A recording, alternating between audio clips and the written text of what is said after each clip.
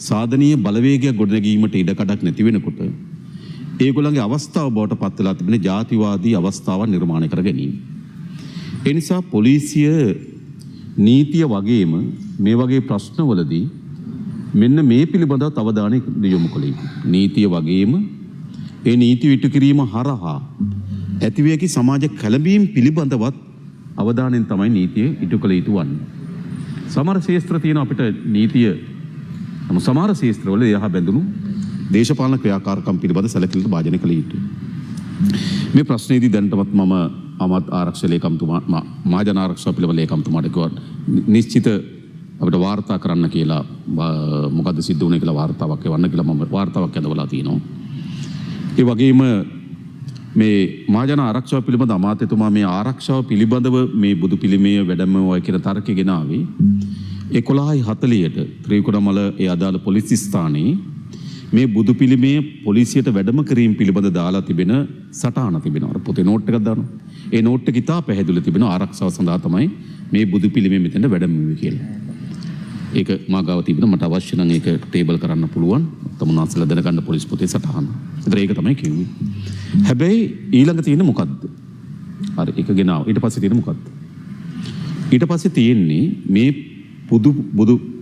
බුදු පිළිම වහන්සේ පොලිස් ස්ථානයේ වැඩම කරලා තිබෙනවා නම් ඊළඟ මේ ගැටුම වෙන්නේ පොලිසිය සහ ඒ ඔය ජාතිවාදී කණ්ඩායම අතර. ඒක තමයි ඒගොල්ලන්ට තිබුණ හොඳම අවස්ථාව.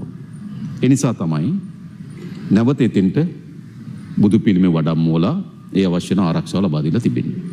දැන් ප්‍රශ්නේ තියෙනවා අධිකරණේ. ඊට පෙර ඊයේ දිසාපති කාර්යාලය සාකච්ඡාවක් පැවැත්විලා මෙතන ඔබ කියු පරිදිම මේකට පැරණි ඔප්පුවක් තිබෙනවා 2013 වගේ 2014 ලබා දීපු ඔප්පුවක් තිබෙනවා. ඔව් බලපත්‍රයක් තිබෙනවා.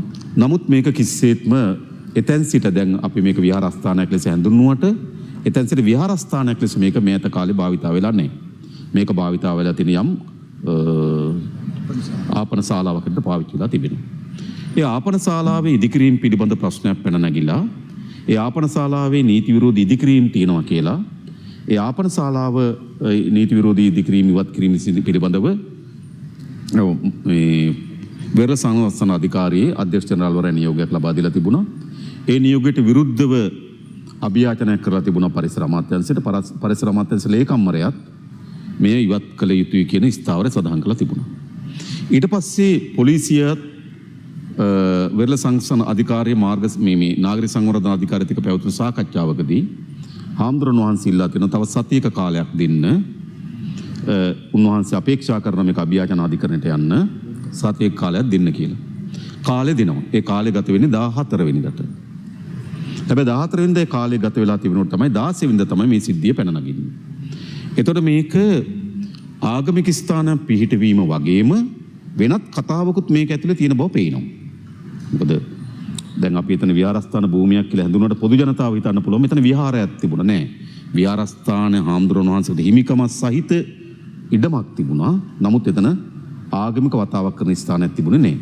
ඕක තමයි ඇත්ත කතාව. ඊට පස්සේ සිද්ධිය වුණාට පස්සේ දිසාපති කාර්යාලය සාකච්ඡාවක් තිබුණා. දිසාපති කාර්යාලය සාකච්ඡාවේ එකඟතාවයකට ආවා. මෙතන නියමිත මිනින්දෝරුවෙක් දාලා මේ ඉඩම බෙදලා ඉඩම හරියටම මැනුම් කටයුතු කරලා වෙරළ සංරක්ෂණයකට අයිති කොටස කෝකද ඒක යහට නම් කරලා දෙන්නත් පන්සලට අයිති භූමිය නම් කරලා දෙන්නත් සාකච්ඡාවකට ආවා ඊයේ. නමුත් ඒ සාකච්ඡාවෙන් තමයි අර පරණ නඩුවත් එක අධිකරණය මේක ආවා. අධිකරණය දීලා තියෙන නියෝගය තමයි අලුත් ඉදිකිරීම් කිසිවක් කරන්න එපා. තිබෙන ඉදිකිරීම් ඉවත් කරන්නත් එපා. අධිකරණයෙන් තීන්දුවක් ලබා දුන්නාට පසුව අපිත් ඉන්න ස්ථාවරය පන්සලට හිමි භූමිය වෙන් කළා දුන්නාට පස්සේ ඒකේ ඒ අදාළ වැඩ කටයුතු කරන්න පුළුවන්. හැබැයි දැන් තියෙන්නේ මොකද්ද?